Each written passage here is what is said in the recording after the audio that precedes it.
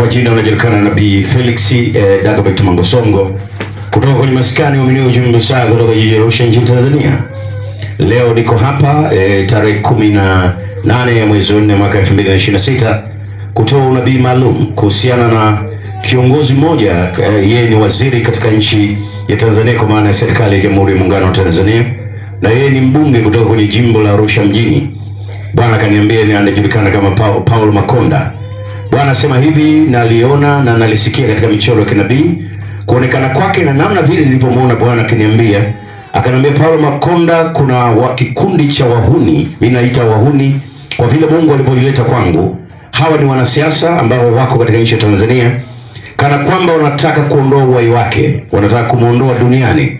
Kwa nini? Kwa sababu kikundi hicho kinajiandaa kwa ajili ya harakati za urais, na wao wanapojaribu kuangalia wanaona kama kwenye safari yao huyu mtu anaweza kuwakwamisha.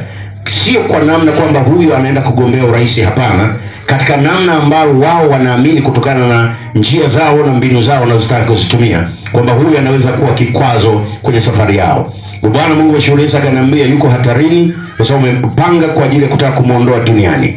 Bwana akaniambia hivi, nizuie jambo hilo. Bwana asema hivi, jambo hili limezuiliwa. Paulo Makonda alisikia neno la Bwana. Mungu mkuu Yesu anasema hivi, amezuia michoro hiyo, amezuia. Na katika marejeo kutoka kwa maskani mimi ujumbe sana, na wote tunajua wakati ule unabii ulitoka wa kila ambacho Makonda angekutana nacho, ulitoka kabla ya tukio, na baadaye Mungu akatupa neema ya namna ya mazuia katika Ufunuo wakati jambo hili limetokea. Na hakika Mungu alithibitisha maono. Yule Mungu ambaye alikuokoa ndio yule ambaye anasema tena saa hii anafanya marejeo tena. Kuna watu wamejipanga na mikakati yao, wana fedha, wana njia nyingi na wana nguvu za kisiasa. Bwana anasema hivi, amezuia mpango huo. Na Bwana anasema hivi, kikundi hicho wanakisambaratisha kiasi ambacho wengine watafariki ghafla.